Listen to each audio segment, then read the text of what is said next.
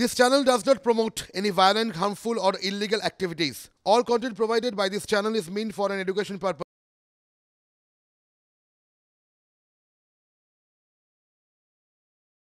মার্চের শুরুতেই ইন্ডিয়া জোটের প্রথম জনসভা নীতিশগড় থেকেই লোকসভার প্রচার শুরু করতে চায় বিরোধী জোট। ৩রা মার্চ পাটনার গান্ধী ময়দানে হতে পারে জনসভা। রাহুলের সঙ্গে থাকতে পারেন লালু, তেজস্বী, ইয়েচুরি, ডি রাজা। ইন্ডিয়া জোটের অন্য শরিকদের যোগদান নিয়ে পাঞ্জাবে একলা চলো নীতি নিলে আরও 3টে রাজ্য এবং একটা কেন্দ্রশাসিত অঞ্চলে একযোগে লড়বে আপ কংগ্রেস। গুজরাটে আপকে 2টো আসন ছাড়বে কংগ্রেস।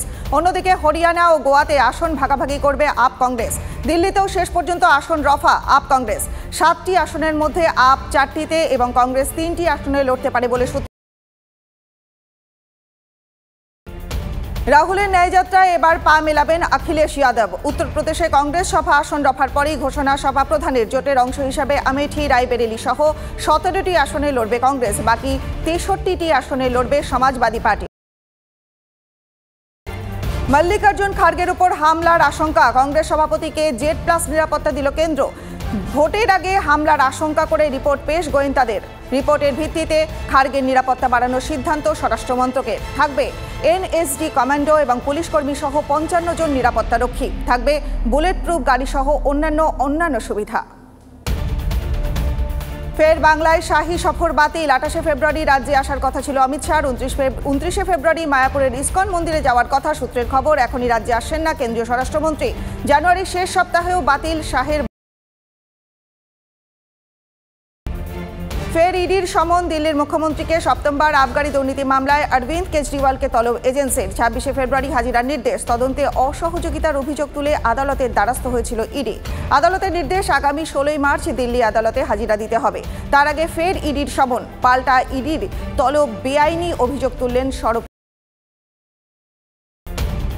কর্ণাটকে মন্দিরের উপর কর চাপালো সিদ্দারামাইয়া সরকার। বার্ষিক আয় 10 থেকে 1 কোটি হলে 5% কর দিতে হবে পরিচালন সমিতিকে।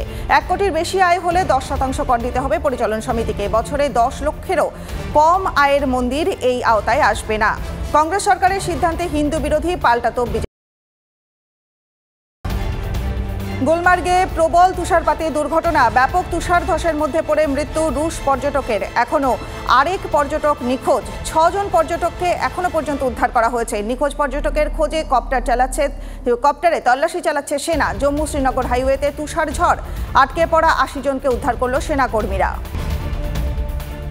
ভারত মালদ্বীপ সংঘাতের আবহে চীনা জাহাজ পৌঁছল মালে। এই পরিস্থিতিতে ভারতীয় নৌসেনা কড়া নজরদারি করছে। রিপোর্ট অনুযায়ী চীনা জাহাজ শিয়াংয়াং হং 3 নাকি শুধুমাত্র অপারেশনের কারণে মালে বন্দরে পৌঁছেছে। সেখানে ক্রু সদস্য বদল করা হবে এবং জাহাজের প্রয়োজনীয় কিছু সামগ্রী নেওয়া হবে। আইএসএলে কখনো টানা 2টি ম্যাচ জেতেনি, এবারও হলো না। গত ম্যাচে হায়দ্রাবাদকে হারিয়েছিল। এই মৌসুমে বেশ কিছু ম্যাচেই দেখা গিয়েছিল একই চিত্র। জামশেদপুরের বিরুদ্ধেও তাই হলো। প্রথমার্ধের শেষ মুহূর্তে এগিয়ে যায় ইস্টবেঙ্গল।